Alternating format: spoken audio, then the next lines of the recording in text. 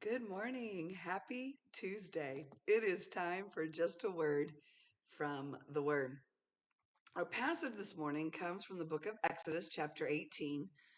I'm going to read verses 19 and 20 from the English Standard Version. And here is what it says. This is Jethro speaking to his son in law, Moses. Now, obey my voice. I will give you advice, and God be with you. You shall represent the people before God and bring their cases to God, and you shall warn them about the statutes and the laws and make them know the way in which they must walk and what they must do. Some of y'all are trying to figure out where in the world am I going with this. I've titled this devotion, A Jethro Spirit. God had used Moses to bring the children of Israel out from Egypt. It was a great deliverance. It was awesome. God had spoken literally directly to Moses on a number of occasions. And because the people understood Moses' relationship with God, they would come to Moses, and all day long, Moses would sit, and there would be lines and lines and lines of people seeking Moses for direction, instruction.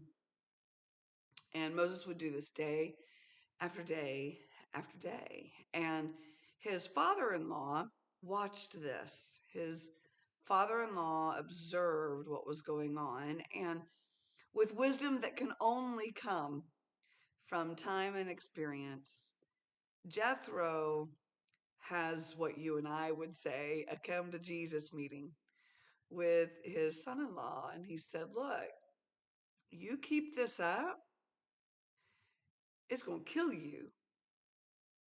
Yes, that is Jan's um, translation of that, but that's pretty much what Jethro said. Look, dude, you keep this up, it's going to kill you, and it's not going to do the people any good.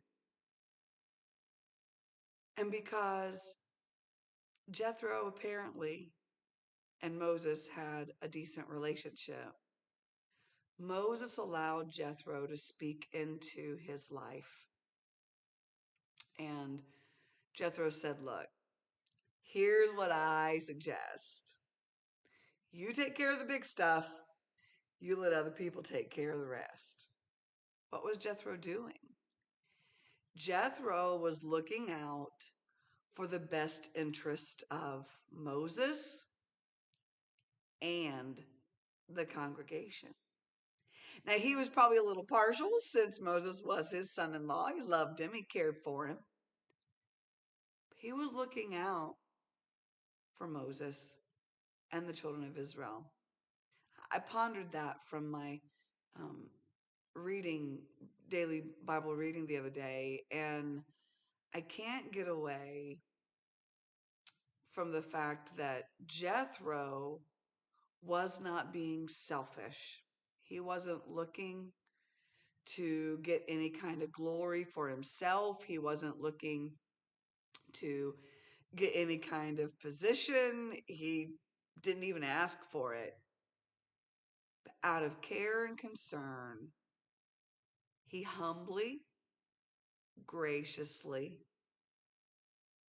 gave some suggestions to Moses as to how to handle things. And because Moses understood that it was coming from a heart of compassion, love, care, concern, and unselfishness, Moses heeded his father-in-law's advice.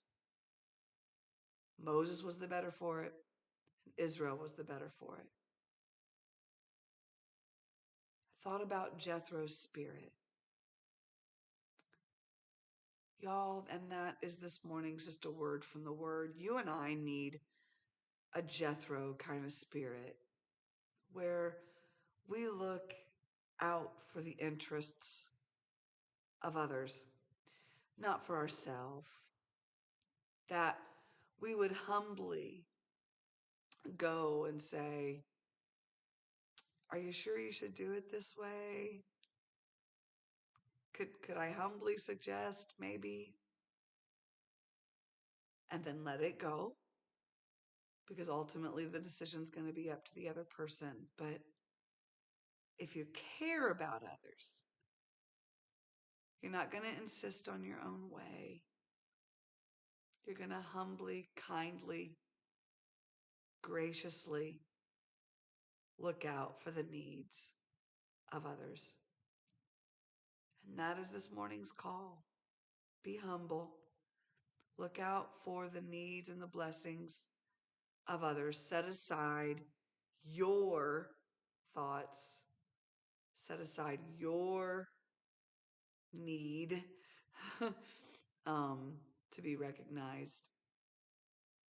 Look out for the needs of one another. After all, we're a body. We're a family. We should be caring for the needs of those around us. Getting our eyes off of ourselves. Getting our eyes off of our four little walls. And looking to the needs of others. This has been just a word from the Word. God bless you. Have a beautiful day. And Lord willing, we'll see you tomorrow morning.